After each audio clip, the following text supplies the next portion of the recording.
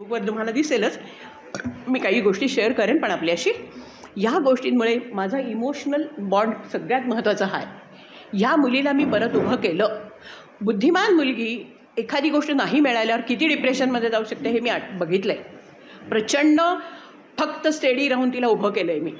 Next, नंतर लग्न झालं. थ्रूआउट प्रेग्नन्सी न्यूट्रिशन माझ्या सल्ल्याप्रमाणे. माझा नातू आता 2 वर्षाचा आहे. नाव she back to her ideal parameter. 27 kg total weight loss केला. वेट लॉस वेट गेन हे लक्षात घेऊ नका. फिटनेस, रोज सकाळी 5ला उठतात.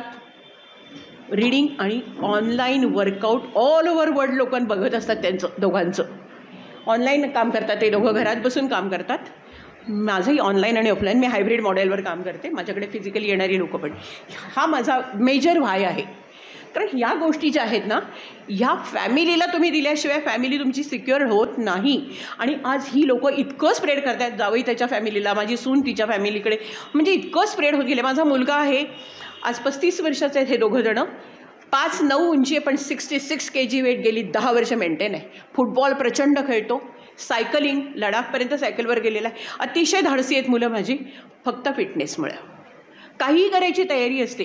हा माझा व्हाय मला या क्षेत्रात उभं केले. अजूनही वयाच्या 65 वर्षी इतकं सगळं बघूनही मी तेवढीच ॲक्टिव्ह आहे. एकटी जगभर प्रवास करते, बॅगा आपल्या आपल्या घेऊन. मला कुणी नसलं बरोबर तरी चालतं.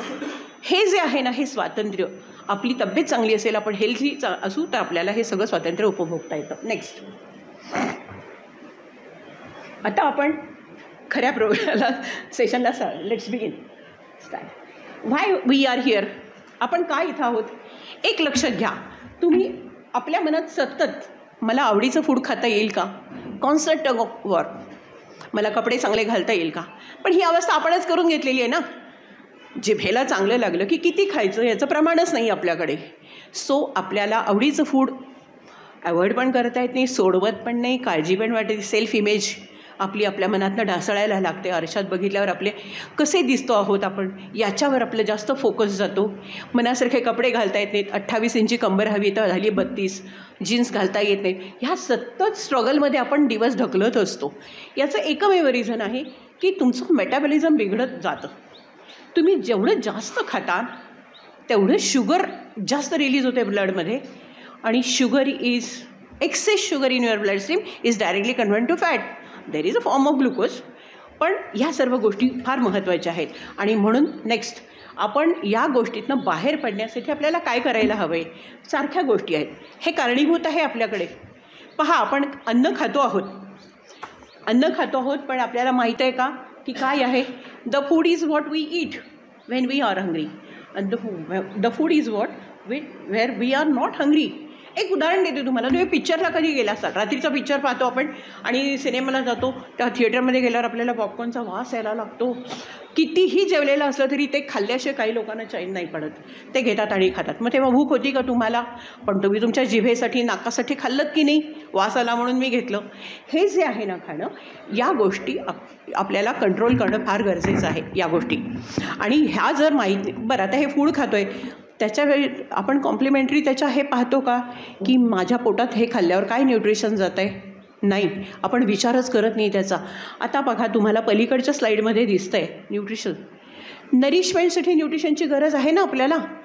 पण मला कशातनं किती न्यूट्रिशन मिळतं हे माहीत आहे का आपल्याला. नाही. मग तिथे आमच्यासारख्या वेलनेस कोचची गरज पडते माणसाला. तुम्ही जोपर्यंत या गोष्टी क्लिअर करून घेत नाही स्वतःपर्यंत, तुमच्यात शहाणपण येणार नाही. तुम्ही तुमच्या फॅमिलीला नाही सिक्युअर करू शकत. या गुड न्यूट्रिशन काय आहे, प्रत्येक घटक किती महत्त्वाचा आहे. विटॅमिन्स, मिनरल्स, आजकाल तुम्ही ऐकताय विटॅमिन डी, विटॅमिन B12 याच्या डेफिशियन्सी सर्रास सगळ्या लोकांना आहेत, सर्रास. आणि सोलापुरात तर पाण्याचा प्रश्न फार मोठा आहे. चांगलं पाणी नाही आहे.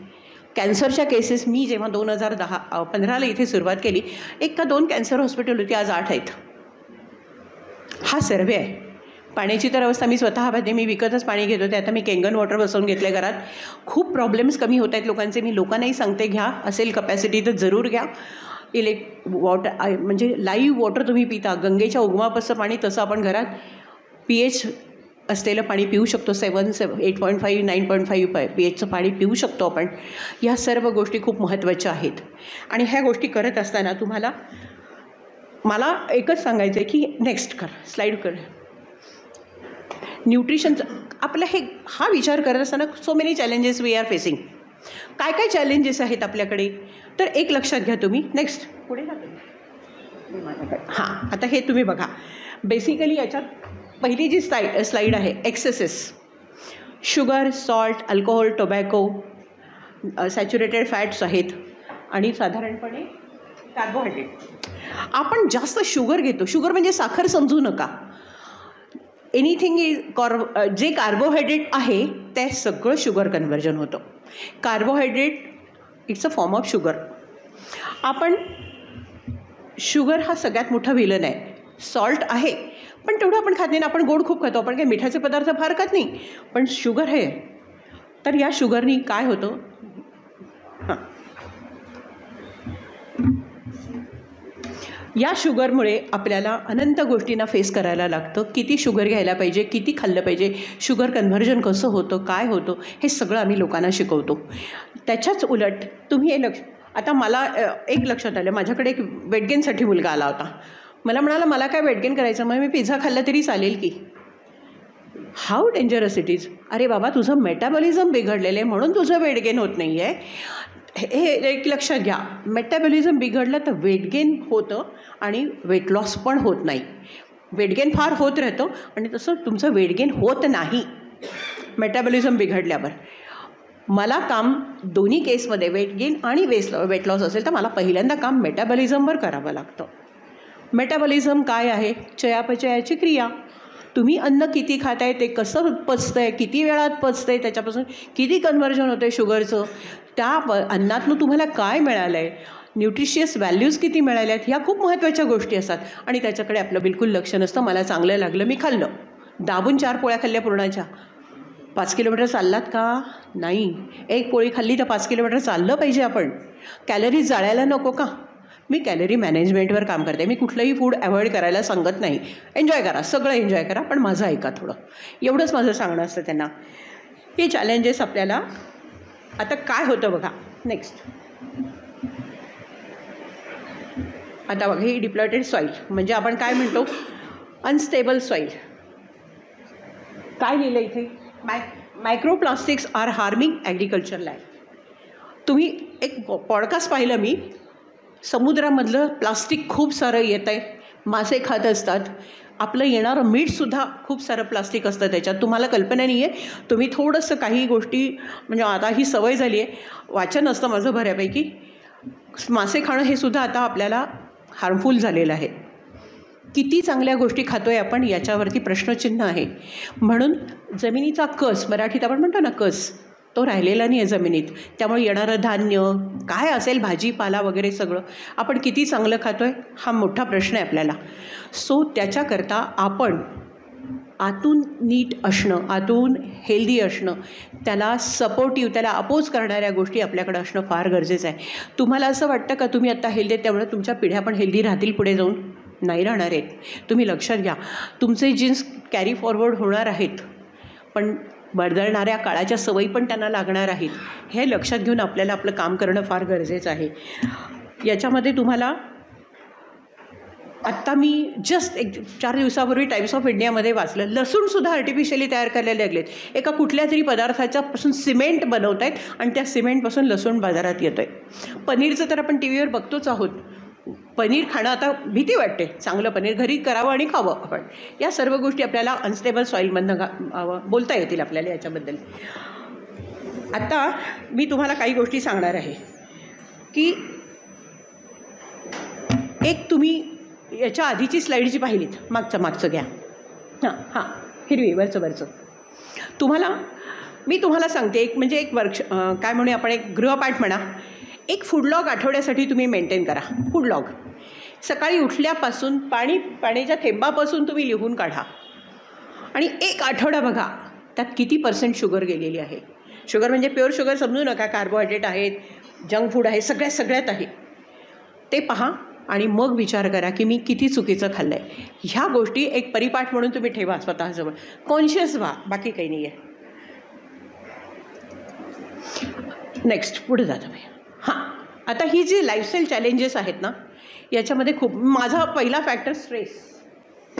मला माहीत नव्हतं कॅन्सर कशाने होतो. अजूनही आपल्याला कारणं माहिती नाही आहेत की कॅन्सर कशाने होतो. Constant irritation causes cancer. Constant मग इरिटेशन कशाचं असू शकतं? इमोशनल, फिजिकल, मेंटल, वाटेल ते. मला मेंटल होतं. प्रचंड स्ट्रेस घेतला होता पैसे कुठून आणायचे मुलांना शिकवायला. हे जे आहे ना, हा स्ट्रेस फॅक्टरनी मला खाल्लं होतं. आणि मी लोकांना हेच सांगते, स्ट्रेसपासून स्वतःला सांभाळा. बायका पुरुष सगळे येतात माझ्याकडे तेव्हा त्यांना एकच सांगते, मुलांना त्रास देऊ नका. आणखी एक गोष्ट सांगण्यासारखी एक वडील आले होते, मोर दॅन 90 प्लस kg वजन होतं.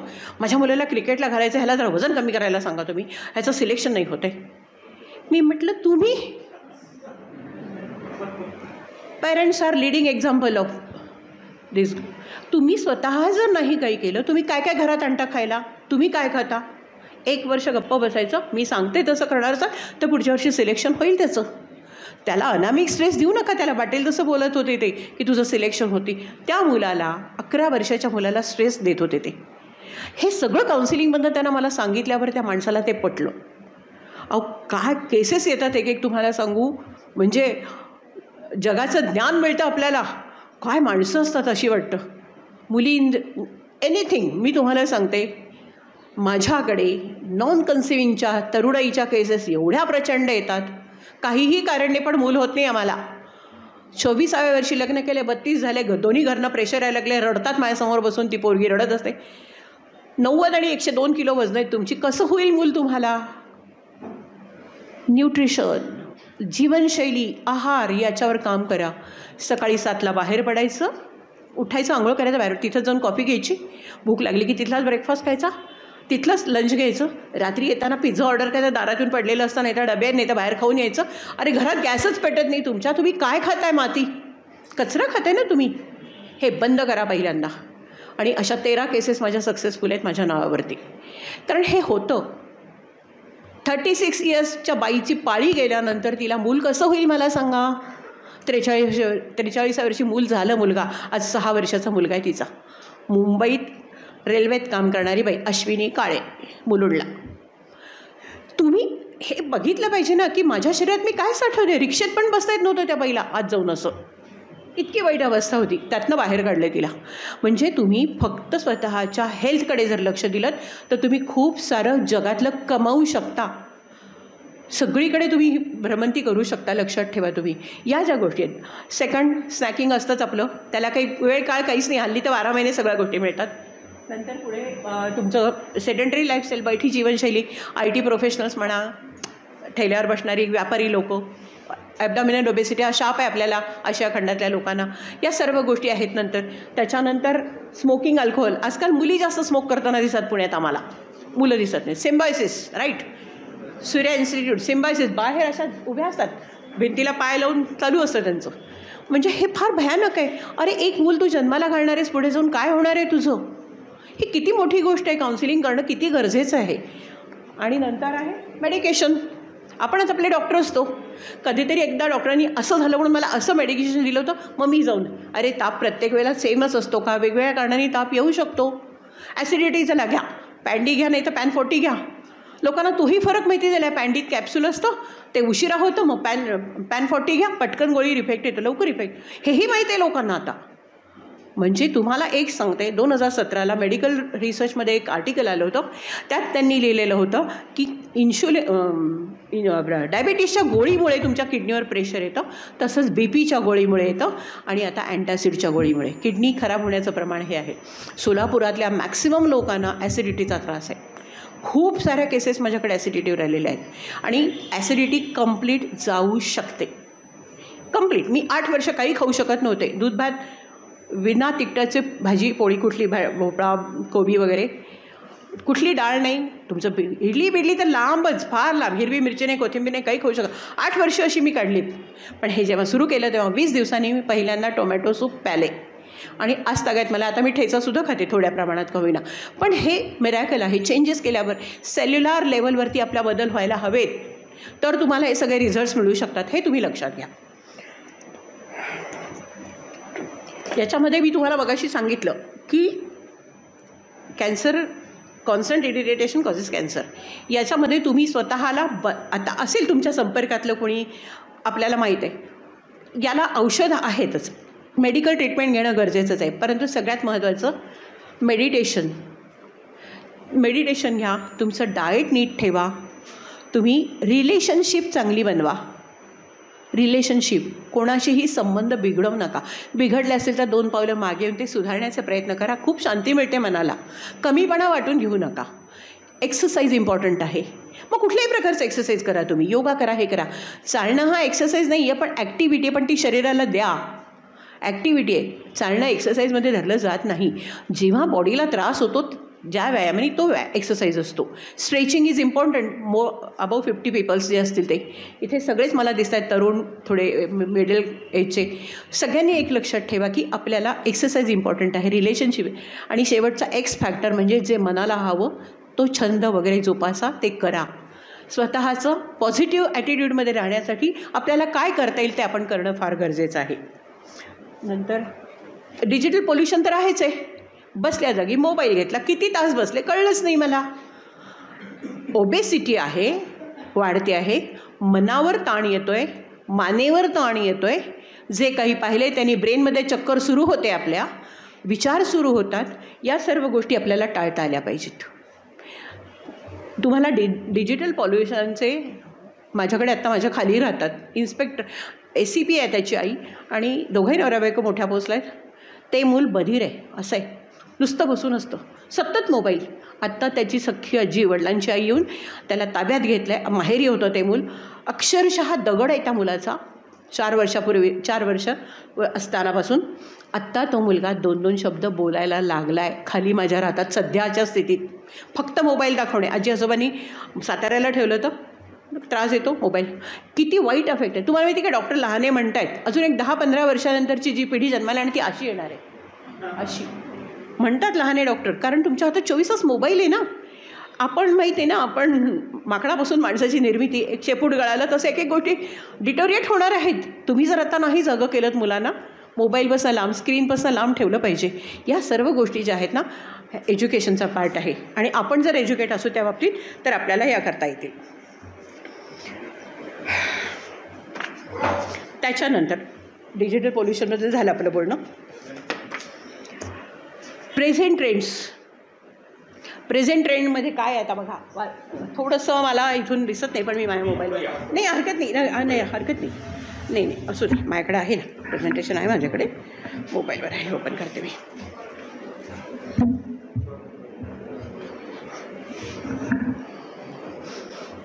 मला पहिल्या एका पॉईंटबद्दलच जरा जास्त बोलायचं आहे. बाकी तुम्ही शहाणे आहात, सगळं समजते, वाचल्यावर कळेलच तुम्हाला. हां, today India is the largest diabetic population on the planet, starting at the younger age. हे माहीत आहे सगळ्यांना. आजकाल माझ्याकडे कस्टमर्स येत आहेत ना, 28, 30, 32, 19 शुगर आहे मुलांना, मुलींना शुगर आहे. खाण्याचा पॅटर्न, स्ट्रेस, सगळे फॅक्टर मॅटर करतात. स्ट्रेस लेवल, टाईप 2 डायबिटीज आपण म्हणतो की स्ट्रेस लेवलचा आहे. ज्युएनाइल डायबिटीज बाय बर्थ असतो, तो नाही रिकवर करतायत. पण तुमची शुगर कंट्रोल ठेवून लाईफ लाँग तुम्ही चांगलं जगू शकता. पण टाईप 2 डायबिटीजचा कंप्लीट जाऊ शकतो, कंप्लीट. इन्शुलिन घेणारी लोकंसुद्धा आज माझ्याकडे नॉर्मल जगत आहेत. 45 युनिट इन्शुलिन घेणाऱ्या बाई माझ्याकडे आज 66 वर्षे आल्या होत्या. 2 वर्ष लागली आम्हाला बाहेर पडायला. HbA1c टेस्ट नॉर्मल्स आहेत, सगळ्या व्यवस्थित काम करतात, काहीही त्रास नाही आहे त्या बाईंना. आता 72 वर्षाच्या आहेत. हे होऊ शकतं. याच्यामध्ये तुम्ही एक लक्षात घ्या की मी ज्या फिलॉसॉफीबद्दल बोलते आहे ना, त्याचं तुम्हाला वजन कमी करायचं आहे किंवा वाढवायचं आहे हा भाग सोडून द्या. फॅट लॉस करायचा आहे, मसल गेन करायचं आहे, हेही सोडून द्या तुम्ही. मला चांगलं जगायचं आहे, फिट राहायचं आहे. टिपिकली आपल्याला सेल ऑक्सिडेशन नको आहे. तुम्हाला ऑक्सिडेशन शब्दाचा अर्थ माहिती आहे का? ऑक्सिडेशन म्हणजे वातावरणातला ऑक्सिजनचा परिणाम होत असतो. सफरचंद कापून ठेवलेले 15-20 मिनटात ते काळं पडायला लागतं. केळ शिळं झालं की काळं पडतं, चाफ्याचं फूल काळं पडतं. हे ऑक्सिडेशन आहे. श्रिंक होतात. ह्या गोष्टी ज्या आहेत, ऑक्सिडेशनची एक छोटीशी म्हणजे एक माहिती आहे ही की त्याला ऑक्सिडेशन म्हणतात. त्याला जर तुम्ही लिंबू चोळून ठेवलं ॲपलला तर नाही काळं पडत, म्हणजे व्हिटॅमिन C आलं. एक लक्ष घ्या, आपण खातो जेवतो, आपल्याकडे पूर्वापार पद्धत आहे. अळू चुका करतात, विटॅमिन सी, कारण आयर्न वगैरे यांना ओव्हरडोस झाला तर आपल्याला बॉडीमध्ये हे होतं, म्हणून आपण आंबट गोष्टी घालतो, चिंच घालतो, आमसूल घालतो, काहीतरी करतो, हे आपल्याला माहीत आहे ना. तसं ह्या गोष्टी लक्षात ठेवून आपलं सेल ऑक्सिडेशन थांबवणं गरजेचं आहे. सेल ऑक्सिडेशन, आपल्या सेलचं पण ऑक्सिडेशन होतं. एक्सेस शुगर, एक्सेस खाणं, या सगळ्याचा विलन कोण आहे माहिती आहे? इन्शुलिन आहे. या हार्मोनवर आम्ही जास्त काम करतो. Insulin is the major villain. कारण तुम्ही जर तुमचं शुगर सायकल नाही स्टेबल ठेवलं ना तर सगळे रोग तुम्हाला लागणार आहेत. Unstable sugar cycle. मी सकाळी उठतो, चहा बिस्किट खातो, मी लगेच नाश्ता करतो, 2 प्लेट पोहे खातो, मी लगेच मला भूक लागते, मग मी काहीतरी स्नॅकिंग करतो, बाहेरचं चिवडा मावडा आणतो, रात्री मी भरपेट जेवल्याशिवाय मला झोप येत नाही. अरे किती ताण देणार आहात तुम्ही, किती शुगर खाणार आहात तुम्ही. शुगर सायकल इतकं बूस्ट होतं, अप्पर लिमिट वर जातं, आणि तेवढंच मध्ये पँक्रियासला कळतं ना की मी आता हे शुगर खाली आणायची, मला इन्शुलिन सोडलं पाहिजे. दांडकन इन्शुलिन खाली येतं, मग परत भूक लागते मला, मग मी परत खातो. 4-5 वेळा हे शुगर सायकल. शरीर म्हणतं, पँक्रियाज म्हणतं की हा इतकं खातो कार्बोहायड्रेट ना, मी भस्कन सोडूनच ठेवतो. काही काळाने पँक्रियाज बंद पडतं आणि तुम्ही डिटेक्ट होता डायबेटिक म्हणून. मग हे रिकवर करायला आहे का तुमच्याकडे सोर्स? मग काही नाही, आर्टिफिशियली मी गोळ्या खातो ना तोंडात इन्शुलिन, मग त्या गोळ्यांचे साईड इफेक्ट आहेत ना परत तुमच्या. किडनी फंक्शन पूर्णपणे बिघडतं, लक्षात ठेवा. नुसत्या डायबिटीसच्या गोळीनी नाही, BP आहे, सगळ्या अँटासिडच्या गोळ्या आहेत. हे जे इन्शुलिन आहे हे आपल्याला आवश्यक आहे, पण प्रमाणात. मग त्याकरता आपला आहार कॅलरी कंट्रोल असायला नको का? हे खूप महत्त्वाचं आहे की मी किती कार्बोहायड्रेट खाल्लं पाहिजे. मग त्याकरता मी कस्टमरला काउन्सिलिंग करते, त्यांचं डाएट बघते काय आहे पूर्वीचं, माझ्याप्रमाणे आवश्यकतेप्रमाणे बदलून देते. आणि न्यूट्रिशन ही ना प्रत्येकाची गरज राहणार. तुम्हाला एक लक्षात येते, बाळ जन्मल्यावर आपल्याला बाळाला गुटी देतो आपण, हिरडा बेहडा काय पिंपळी काय काय काय उगाळून देतो. का देत आहो तुम्ही? न्यूट्रिशन आहे म्हणूनच देता ना. सप्लिमेंटेशन आहे ना त्या बाळाला तेव्हापासून. मग थोडं मोठं झालं की मल्टीविटॅमिनचे ड्रॉप टाकताच ना तुम्ही. प्रत्येकाला everybody needs supplementation, everybody needs nutrition. हे फिक्स करा. मला काही गरज नाही. तुम्ही जे काही अन्न खाताय ते फार सेफ नाही आहे. सप्लिमेंटेशनची गरज आहे. प्लांट बेस्ड सप्लिमेंट गरज आहे आपल्याला. हे तुम्ही लक्षात ठेवा. तुम्ही असं म्हणू नका, थोडासा अभ्यास करा, जगाचा अभ्यास करा, तुम्ही वाचा, काहीतरी करा, तुमच्या लक्षात येईल मी जे म्हणते ते किती करायचे. आणि ह्या इन्शुलिन फॅक्टरवरती काम करणं फार गरजेचं आहे. कुठल्याही रोगाचं मूळ खाणं आहे. 80% matters your what you eat, 20% is exercise.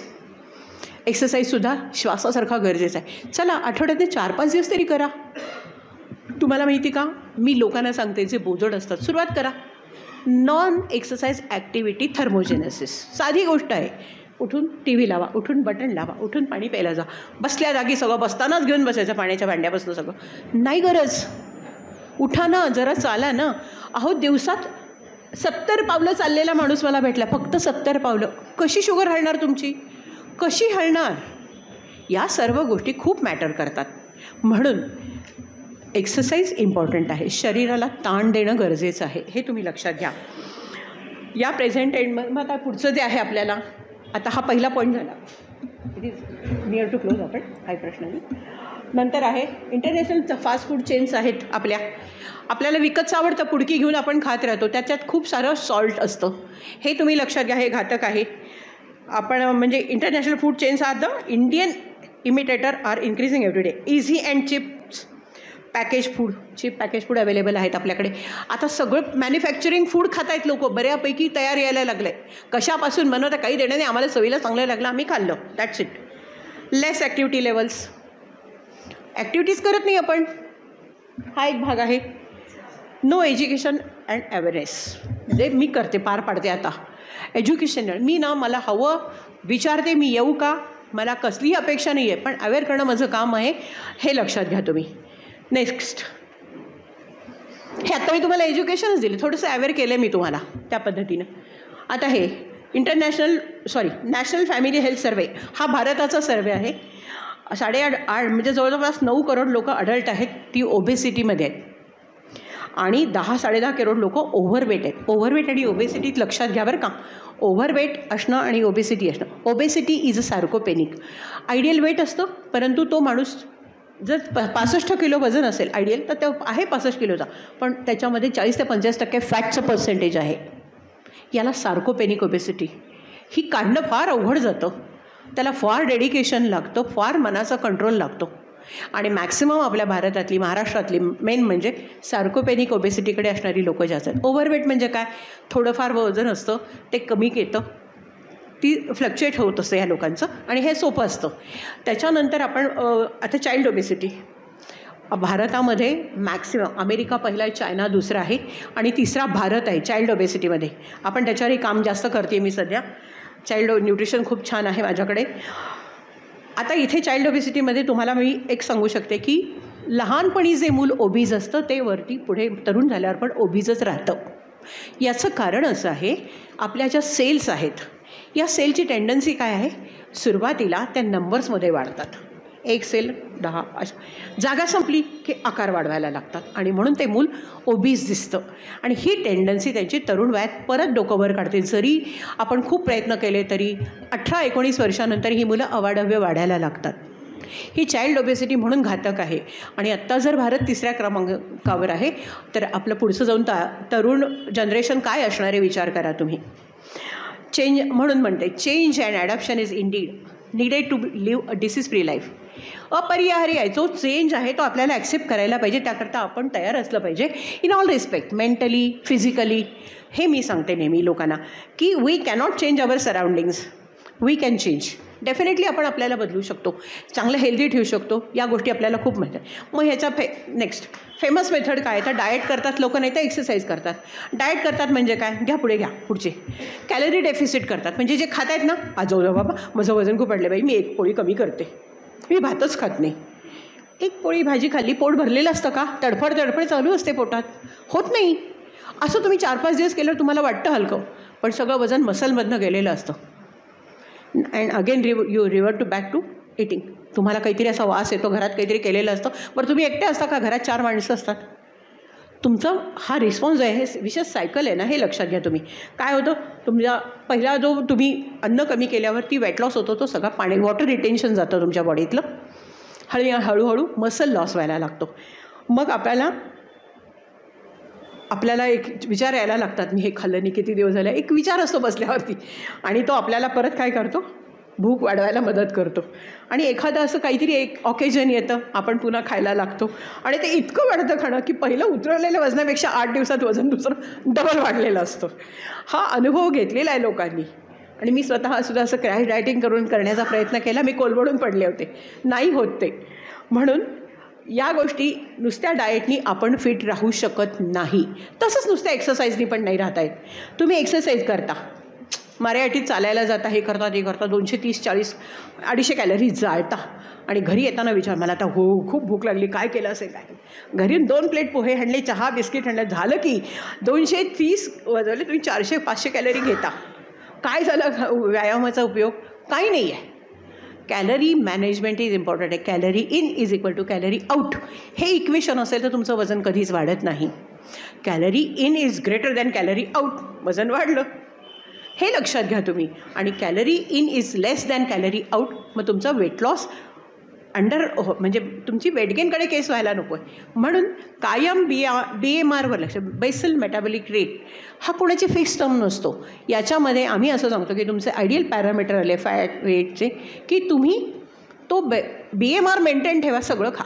BMR maintain कसा राहतो बघा, कॅलरी जाळा, एक्सरसाइज करा, कंट्रोल्ड कॅलरी खा, गुड अमाऊंट ऑफ कॅलरी खा. या सर्व गोष्टींचं गायडन्स मी लोकांना देते. नंतर बाकीचं काय पुढचं बघू. Next I think it is over. हां, मग आवर ॲप्रोच कसा. नेक्स्ट इथे दिले बघा कॅलरीचं तुम्हाला. हां, यू बर्न 300 कॅलरी तुम्ही एका तासात जाळता, आणि भरता किती बघा, 400. म्हणजे काय झालं, 100 कॅलरी एक्स्ट्राच घेतल्या ना तुम्ही, तुमच्या व्यायामाचा काही उपयोग नाही होत. नेक्स्ट, यासाठी आमचा ॲप्रोच काय आहे, तर तुमचं साधारण इटिंग राईट, हे मी सांगते लोकांना, खाण्याचं मार्गदर्शन. त्याच्यानंतर सस्टेनेबल वर्कआउट जे तुम्ही करू शकाल. प्रत्येक वयोग्रुपनुसार वेगळं आहे. मी स्वतः 3,500 पावलं सकाळी चालते, 3,500 पावलं संध्याकाळी चालते. 8,000 किमान मी करण्याचा प्रयत्न करते. त्यानंतर फिरून आल्यानंतर माझा जवळजवळ 40 मिनटं, माझं वय 65 आहे, मला स्ट्रेचिंगची फार गरज आहे. माझं मसल्स चांगलं राहिलं पाहिजेत. वेट्स करते आणि मसल स्ट्रेचिंगचे व्यायाम करते. मी मेडिटेशन सकाळी उठल्यावर मी 4-4:30ला उठते. गेली 8 वर्ष झाली हा माझा परिपाठ आहे. इथल्या एकटीच होते, म्हणजे एकटी राहिल्या कारणाने मग मेडिटेशनचा क्लास लावून मी ते आत्मसात केलं. मेडिटेशन झालं की फिरून येते की थोडासा व्यायाम करते आणि मी 7:15ला तयार असते माझ्या ऑफिसमध्ये. ह्या सर्व गोष्टी केल्यामुळे मी दिवसभर अशी फ्रेश असते. आत्ता चला कुठे म्हणलं प्रवासाला तर माझी तयारी असते, कोलमडून जात नाही, थकत नाही मी. हा माझ्या त्याच्यातला एक आहे. त्यानंतर तुम्हाला गायडन्स अँड काउन्सिलेशन, हे जे मी माझं काम जे आहे ते मी करते. आणि कम्युनिटी सपोर्ट ऑनलाईन.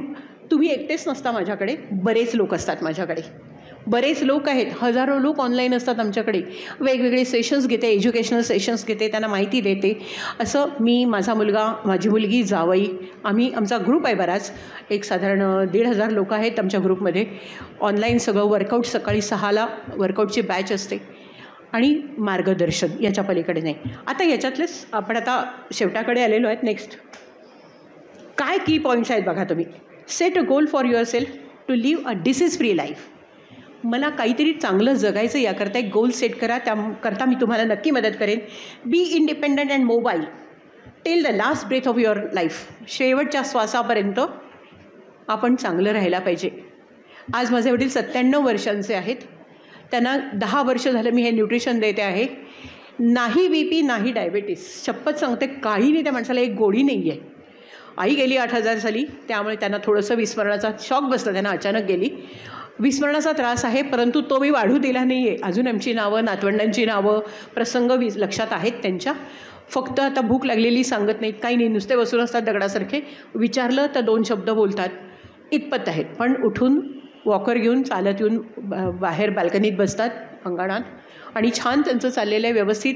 सकाळच्या जेवणामध्ये 1.5 पोळी भात, मध्ये काहीतरी थोडंसं चहाबरोबर खाणं, रात्री 1 पोळी दूध भात, संपलं. व्यवस्थित आहार आहे, दात छान आहेत, केस चांगले आहेत. तुम्ही म्हणलात बघे तर म्हणणार नाही हा माणूस 97 वर्षाचा आहे. या गोष्टी आहेत. Improve your body composition. माझं मसल पर्सेंटेज, माझं फॅट पर्सेंटेज हे चांगलं असलं पाहिजे. माझी स्किन कंपोजिशन चांगलं असलं पाहिजे. या न्यूट्रिशनमुळे माझी स्किन खूप चांगली झाली. मी कधी पार्लरला जात नाही, फक्त आयब्रोज करते जाऊन, कारण मी न्यूट्रिशन व्यवस्थित घेते. माइंडसेट माझा खूप शांत आहे. ही सगळ्यात महत्त्वाची गोष्ट आहे. आपल्याला काय हवं आहे आपल्या स्किनला. स्किनचे 6 थर आहेत, ते कसे हेल्दी राहतील? आतून खाल्लं तर ना. वरनं किती चोपडा तुम्ही, काही होणार नाही आहे त्याचं. आतून माझी स्किन, माझं पोट, माझं डायजेशन चांगलं असलं पाहिजे, ही लक्षात घ्या. Lead by example for your on family and community. आज मी जेव्हा चांगली दिसते तेव्हा मला गेल्यावर लोक माझ्याकडे खूप, अरे, सुरुवातीला माझा वेट लॉस झाल्यानंतर मी इतक्या कॉम्प्लिमेंट्स मिळवलेल्या आहेत. त्या एका मीटिंगमध्ये मला 17 माझे क्लायंट झाले होते, माझा गायडन्स घ्यायला तयार आले होते. Enjoy peace and happiness. Peace and happiness. मला सांगा, आतून हेल्दी असो आणि आपण छान कम्युनिटी, किती छान वाटतं. पैसा कमी असे नका, पण मी आज स्वस्थ आहे, मी छान आहे, हे जे फिलिंग आहे ना, हे आपल्याला स्वस्थ देऊन जातं. माझ्या अमेरिकेच्या मुलीचं उदाहरण सांगते. तिला 12 साली अपेंडिक्सचा अटॅक आला आणि शनिवार रविवार अंगावर काढलं आणि मग तिच्या पार्टनरच्या लक्षात आली ही खूपच आहे. मला फोन आला, म्हटलं डॉक्टरकडे नेलं त्यांनी त्याला. स्टॅनफर्डमध्ये शिकत असताना इमिजिएट ऑपरेशन करावं लागलं. ते फुटायच्या बेतात आलं होतं, पॉयझनच झालं असता, जीवाशी खेळ आला असता. ऑपरेशन झालं. 2 दिवसांनी तिला घरी सोडलं आणि 10 दिवसांनी फॉलोअपला बोलवलं. तर तिची 12 दिवसांनी ड्रायव्हिंग टेस्ट पण होती. मला फोन आल्यावर मी तिला एकच सांगितलं की शेक चालू कर, तुझं न्यूट्रिशन घे तू व्यवस्थित, मी जे दिलेलं आहे ते, आणि सगळं. 12व्या दिवशी फॉलोअपला जेव्हा गेली 10व्या दिवशी, तर लेडी डॉक्टरने 1-2 जेंट्स, अरे म्हणले तुझी एवढी जखम कशी काय भरून आली? तर माझी आईनी आम्हाला सांगितलं, माझ्या इंडियात हे काम करते. ग्रेट म्हणाल्या. मी गेली 20 वर्ष खाते, तू हे सोडू नको. माझी मुलगी घरी आली तरी सकाळचं न्यूट्रिशनशिवाय काही घेत नाही. बाकी सगळे पदार्थ मी तिला जेवणात करून खायला घालते. हे जे आहे ना, हे महत्त्व माझ्या फॅमिलीला खूप पटलं आहे. कोणीही आमच्या घरात सकाळचा ब्रेकफास्ट दुसरा करत नाही न्यूट्रिशनशिवाय, या गोष्टी. तर तुम्हाला एक, मी आता क्लोज करणार, एक शेवटची नोट मी सांगते. तुम्हाला जर फिट राहायचं असेल तर तुम्ही आचरण चांगलं ठेवा, खाणं चांगलं ठेवा. म्हणजे एक गुड कॅलरी अमाऊंट असली पाहिजे आपल्या खाण्यामध्ये. मी काय खातो आहे, कॉन्शियस राहा. मुलांच्या खाण्याकडे लक्ष द्या. पुढची पिढी, तुम्ही विद्यार्थी पण तुमच्या हाताखालनं जाणार आहेत, तुम्ही थोडंसं हे विद्यार्थ्यांनासुद्धा शेअर करू शकता. सपोर्ट करू शकता. खूप सारे प्रॉब्लेम आहेत, लोक बोलत नाही आहेत. बोललं पाहिजे लोकांनी.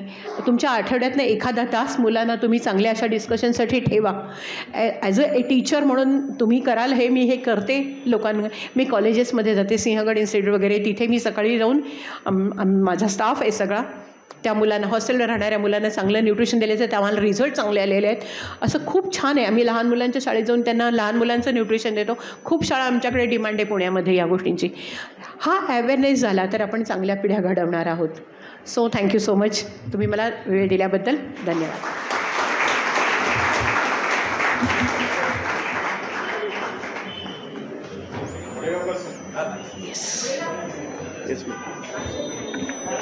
हां, मी आमच्या सहकारी अनिता अलकुंटे मॅडम यांना विनंती करतो की त्यांनी आजच्या या सत्राचे आभार मानावेत. हां, अच्छा, please.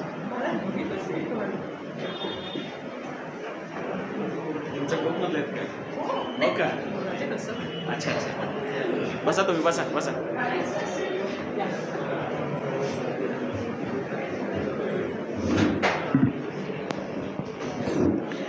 Good morning everybody. Actually मी मुद्दामच मुडगावकर सरांना म्हटले की मी स्पेशल थँक्स मानते, कारण मी जवळजवळ 2017पासून मॅडमना ओळखते. एक छान कन्सल्टंट ॲज वेल ॲज एक फ्रेंड अँड शेअरिंग केअरिंग, ह्या सगळ्या गोष्टीच मॅडमच्या आणि माझ्या बाबतीमध्ये आम्ही एकमेकींना शेअर केलेल्या. काही नंतरच्या कालावधी मॅडमना माहिती आहे की माझा त्यांचा कॉन्टॅक्ट थोडासा राहिला, पण मॅडमनी दिलेलं जे काही जे शेअरिंग आहे about that to take care of your health, आपल्या तब्येतीची काळजी घेणं याविषयीचं जे खरंच त्यांनी दिलेलं जे काही व्याख्यान आहे ते खरंच उपयुक्त आहे.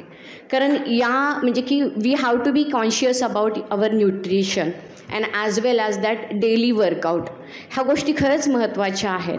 याचा म्हणजे की यावर मी स्वतःसुद्धा काम केलेलं होतं आणि त्याचा मला खूप खूप फायदा झाला होता त्याच्यातून, की बऱ्याचशा गोष्टी की ज्या माझ्या बाबतीतही की मी फेस केलेल्या होत्या आणि त्यामध्ये हेल्प झालेली होती.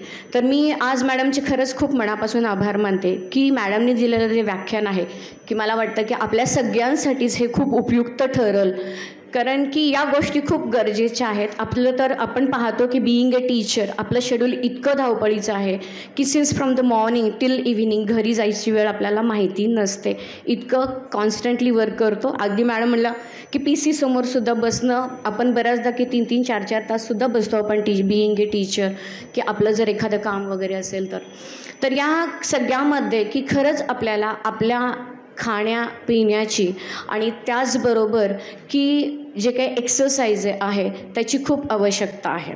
आणि त्यांनी जो दिलेला गायडन्स आहे literally it is 100% good and I have followed that, की मी तो केला होता followed and she has seen the result of it.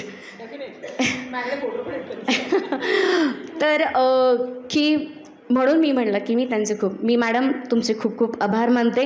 Actually हा भाग मी तुमच्यासाठी म्हणलं होतं की मी तुम्हाला माझ्या कॉलेजमध्ये जरूर बनवान. मनातली इंटेन्सिटी कशी का असेने कोणत्या तरी मार्गाने ती काय झाली की सफल झालेली आहे.